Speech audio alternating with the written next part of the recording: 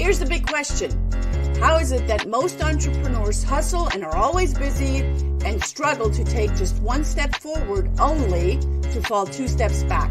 They're dedicated, determined, and driven, but only a few finally break through and win. This show uncovers those quantum leap patterns of highly successful people so you can simply model what they do and apply to your future success. That's the question, and the answers are right here. My name is Brigitte Höfele, and this is the Success Patterns Show. And that is right. Welcome everyone to the Success Pattern Show. My name is Brigitte Höfele. I am the founder of the Success Patterns Movement and the CEO of the Center of Neurolinguistic Programming in Atlanta, Georgia. That's where we're located, and we are offering our services globally all around the world. We are here to put the learn and the do and the teach in learn, do, teach.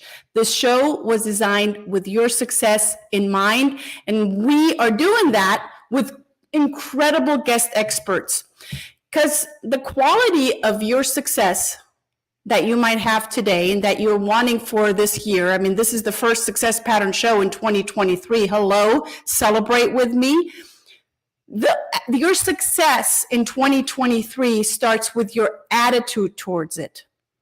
And I sure hope that you have something to write with and something to write on, because I know that our guest expert is going to drop nugget after nugget after nugget, and you will be able to tie that into your own success.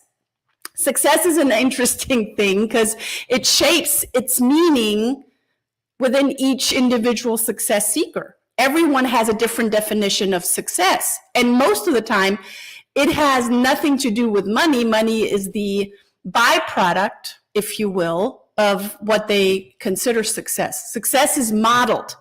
It's modeled in patterns, in strategies, and behavior. And you might have heard Tony Robbins say that success leaves clues. I say success comes in patterns, and a pattern is an example for others to follow. We are decoding our guest experts' patterns here in the Success Pattern Show, so you can then encode it into your own life, adapt it, so you can have your own success starting right now, starting right today for 2023.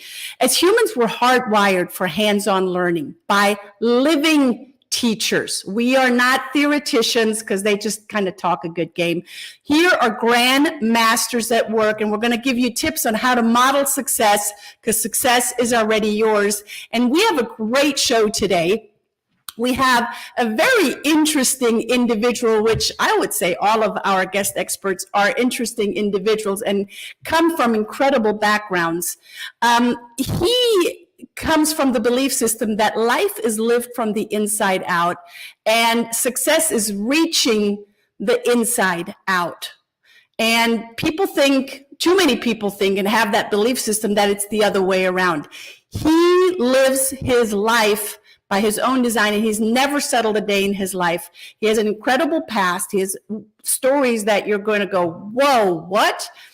Which makes it really relatable to each and every one of us. And he found great success in business and has been able to move into entrepreneurship. And now he is coaching people. He is sought out by people globally, all around the world. He's been featured on TV and magazines. And he's been featured in WGN's People You Should Know magazine. He has a very unique gift of foresight, and he has fun in being his fearless self. And he has a program that's called Live Life by Design, where he trains to build confidence and wealth. He is a lifestyle business coach, and he starts with a mindset. And I am super honored and happy to announce that Steve Eck is with us here today on the Success Pattern Show. Welcome, Steve. Oh, thank you for that introduction. Oh my gosh. You know what? That sounded so great. I want to meet me. I know you should meet you. Right. Steve's a great guy. So, Steve, you're a coach. Yes. When you finished high school, And that's an assumption on my part that you finished high school. I did. But when you ended school at some point, okay, did you decide that, oh, I'm going to be a coach? No, no. Okay. When I got out of school as a young man, I had no future. I literally had no future. And I actually thought, well, maybe I'll just be homeless or something, on the beach. Kind of a cool life. My dad used to call me Skid because he said, you're going to end up on Skid Row. And the only place that I thought would ever take me on and to hire me as a job is in a towel factory where my job was to tape boxes together for $3.25 an hour. And, I struggled with literacy. I was using drugs. And honestly, I didn't have a future. That place would have automated my job, but it was cheap. It's cheaper to pay me, to tape boxes together. And it was a miserable job. And it was one of my greatest drivers looking back is how much I realized life was going to be a problem. It was going to be a big problem if I didn't do something about it. How long until you decided something's got to give? What happened? So I come to wit's end. I had to quit. That was miserable. I saw these people going to the factory every day thinking their lives are over. I can't do this. And I said to my dad, I'm quitting. He said, no, don't quit. So I quit the next day. And I didn't have another job lined up, but it didn't matter because I knew that wasn't going to get me anywhere. And I knew that I had to become a better reader, learn how to read. I knew that drugs were not going to help me in life. So it took a while. It probably took at least another 3 years before I was off drugs. And I read my first book cover to cover by the time I was 23. So what was that book? Which book did you read? The 16th Round by Reuben Carter. What was the takeaway? Do you remember what you felt reading that book? A sense of accomplishment. And I chose that book on purpose because Reuben wrote it while he was in prison. And he wasn't highly educated. And I did struggle. And he wrote it. He didn't have a ghostwriter. So I thought, he writes like I speak. So it was going to be a comfortable book. I actually chose that book for that purpose. I'm not a big boxing fan, but that was a good book to start with. He was relatable to you. Very relatable. So I was very comfortable in reading it. I wonder, there's so many questions I have, and I'm going to start with this question first. I wonder how many people just don't even take the first step because they're so intimidated by other people. Oh, he wrote a book, but it was relatable because apparently he wrote as you're speaking, and you having the knowledge that he wrote it while he was in prison made it more relatable. Or what else was there? No, that was it. It was just that relatable that I thought, he's not a writer. He's a guy that writes down what he says and he speaks like me. So great. I can read it. I wouldn't be intimidated by big words or things that I couldn't understand. But honestly, my whole life, I just hit everything head on. So, okay, because that was one of my questions. I hear that there's somewhat of a resistance to your dad and maybe to authority altogether, right? And it seems like now looking back, has that served you? Yeah, it wasn't so much of a resistance as it was, okay, my relationship with my father, who had recently passed, my father had lived his whole life in fear. I saw him afraid of people. He was a smaller person. He wasn't very big, and he was afraid of big people, and he's afraid of taking chances, and he's afraid of going. And I saw this as a teenager. And I thought to myself, here's somebody that's not going after what they want in life. So for me to do it, I have to be the opposite. I have to become fearless. And to do that, I have to hit things head on. And I don't care what's coming. I mean, through my life, when I say hit things head on, I do things that aren't very comfortable. I've confronted people and people have said, well, what if they punch you? And I'm like, well, then they punch me. What do you want me to do? Like, this needs to be addressed. And so my whole life, I just hit things head on. I've never been afraid. Like, no, I shouldn't say that. I've totally been afraid. I totally feel it, but I never stopped. I'm like, I can crawl up into a ball, but what good will that do me? Mm-hmm. Or I can just go after it. So you snap out of it. Mm-hmm. Oh, now I'm at this point in my life, I can't go too many days without feeling the butterflies in my stomach. It means I'm taking it easy. I always have to have the butterfly feeling where that stomach is just a little, without it, I feel uncomfortable. Mm-hmm. So you made that uncomfortable feeling a comfort feeling. Exactly. What a great Love that. reframe. Oh, my relationship with fear is I have to feel it. It's a good thing for me. And I've been telling people that fear is not a bad thing. It means you're stretching. It means you're getting out of your comfort zone. It means you're going in a direction you've never been. And I laugh because sometimes when I don't feel it, one of my favorite things to do is jump from a height just so I could feel the fear. Mm-hmm. What's your favorite jumping from a height? From like just any height. Like I will jump off of a roof. Like it sounds crazy, but I have to feel the butterflies. When you say you snap out of it, right? You come to a point. There are people that are, feeling sorry for themselves, or they're stuck in a negative mindset, or whatever the stuckness may be. How does one just snap out of it? I don't, you know what? I can't remember the last time I sat there and felt sorry for myself. Mm-hmm.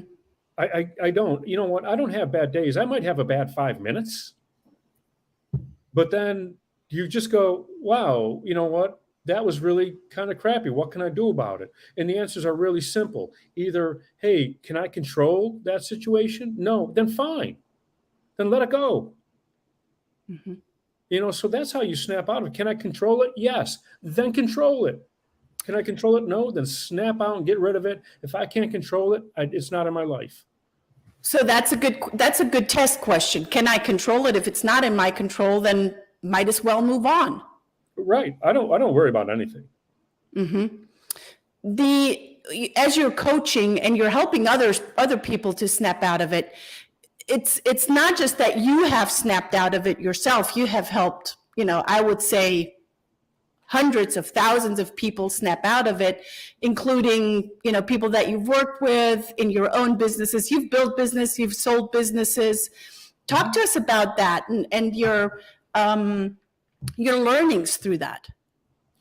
What I learned is, first of all, I meet people where they're at. I understand that not everyone's like me. And that's the first thing I have to realize. And if somebody's not like me, I look, what fears are they feeling? And why are they feeling? And I get them to recognize that, say it out loud, and they can hear it for themselves. And then I go, okay, let's pretend that happened. Whatever you're afraid of, let's pretend that happened. Now we're on the other side of it. What's life going to look like? Let's say you're afraid of failure, you're afraid of opening a business for fear you're going to go out of business. Let's pretend we're already out of business. What do you think is going to happen? Are people going to laugh at you? No, nobody's going to laugh at you. Are people going to reach out to you? Because they maybe feel bad for you, or they have sympathy. At least you tried it. Probably. Is your spouse or somebody going to give you a big hug? Absolutely. So let's get on the other side of whatever you're afraid of, and let's see what that looks like. And let's see if it's as bad as you think it is. Mm-hmm. So it comes back to a mindset of what do you think it's going to be, not what it is truly, realistically, but because sometimes our mind plays us a trick, what we think it is, but that's not necessarily the reality. Correct. People are just paralyzed by fear. And I'm like, okay, let's pretend it already happened. Are we still paralyzed? No. Gets them into action. Right, exactly. Exactly. Because we're looking at success patterns, often we have already success patterns. Each individual, people that you work with, that you coach, that you build businesses with, they already have success patterns, but they got really good at misusing their success pattern and manipulated it, and now it's not a success pattern anymore. Have you seen that in the past? Oh, yeah, I see that. So you've nailed it. People will get to their success. They'll take their pattern, they'll get to a success, and they plateau, or they'll take a turn and go lateral. Because most of the time, what I found is people don't believe they can continue to take that pattern to new heights. It's like there's 1,000 story staircase, and they're comfortable going up 77 stories, and then for some reason they stop. They've taken that same pattern, they've walked up the stairs, and they just leveled off because they never believed they can go further. So their belief is stopping them. They know what to do to get there. They have the pattern. They don't believe they can go further.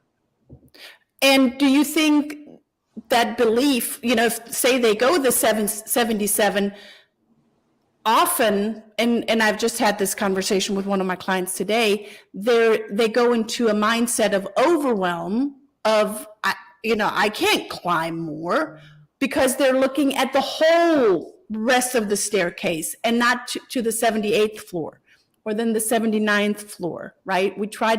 I think as humans, we try to, do it all at once. It's not done all at once. Oh, no, it's success is found daily. It's in what you do every single day. Everything either moves you forward towards success or backwards away. There's no neutral momentum. So success is in your actions every single day. Ooh, will you say that again? That was deep. Okay, so everything you do either moves you forward towards the success or backwards away from it. There is no neutral momentum. Everything you do every day moves you towards it or away. There's no neutral. Not even sleep is neutral. Either you're getting good sleep or you're not. Either you're getting bad sleep and it's holding you back from being healthy, or you're getting good sleep and going towards the day energetic. Not even sleep is neutral. That was, I think, the biggest nugget that I heard you say so far today, and I know that you brought many. Jim Rohn is known for saying that success is a numbers game, and Brian Tracy is known for saying that success is a people's game. Which one is it? Enlighten us. Okay, so I'm going to give you the Steve Eck. Yes. Success is a lifestyle. Ooh. And it's got nothing to do with wealth. When I mean lifestyle, I'm not talking about cars and boats and houses and money and clothing. Successful people know how to be successful regardless of the direction they're going. They know that when an obstacle is going to get in their way, they have to overcome it. They also understand that there's always going to be obstacles. There's always going to be naysayers. There's always going to be people are going to tell you can't do it. Successful people know that, but they also know that it's up to them to do it. And it's successful people, and here's your next nugget. It's never about resources. It's always about being resourceful. It's not about, people go, oh, I can't do that. I don't have the money. Money's a resource. I'm sorry, that's external. How resourceful are you? I've done a lot of deals with no money of my own, and I figured out how to get it done. Maybe somebody else's money, maybe no money. Maybe being part of it brought in because of my knowledge. So I become resourceful. That's internal. And I read that in your bio, right, as we started the show today, that it is an inside job. And that, talk to us more about, people being so focused on external and tangibles and everything needs to be out there, where in the beginning they should be focused on what? Okay, so here's the first thing I'm going to say about that is people will shrink a goal or something to fit their mindset rather than expanding their mind to accept that goal. So today, I was talking to somebody, and I looked at a $18 million piece of property online, and I thought to myself, is that something is that somewhere I'd want to live? And when I talked to somebody about it, I'm going to be honest, I don't have 18 million laying around. Like, I check both pockets. I don't have 18 million like that I'm just going to throw out there for a house. At least not at this moment. So I talked to somebody and they're like, oh, I can never do that. Well, I said, not with that attitude, because the dream of an $18 million home would have been too big for his mind to accept. And I said, why don't you, like, he goes, oh, I was looking at places for like under 300,000. He would like an 18 million, but he shrunk the dream to fit the mind rather than expanding the mind to accept the dream. He never said, what would it take to live in an $18 million home? Instead, he said, oh, I can never do that. Here's my limit. He already made up his mind. So that's it. He's on floor number 77. And probably will be fine, eventually being on floor 50. Yep, he'll get there. Hey, you're either moving forward or backwards. You can walk down the stairs as well. And I think that there's a pattern that when people are trying to move forward and then they're like, oh, it's hard, or it takes effort, or maybe I don't have the resources, as you just said, they are going backwards. Oh, absolutely. You know what? When people say, well, that's hard, I'm like, yeah, it's hard. Choose your hard. I'm not going to lie to you. It's hard. Do the work. Everything's hard. If it's easy, everyone would have done it, and we don't even pay attention. You know what's easy? Learning how to walk like we've all learned how to walk, right? It was hard at one time, but babies don't give up. They don't have limits. Children at that age don't know what a limit is. That's how they're able to walk. And I go, look at you. You're walking. That's pretty easy. It wasn't always easy. You can do it. You just now accepted the limits that you can't do that. It's hard. I can't do that. And that's what you live by.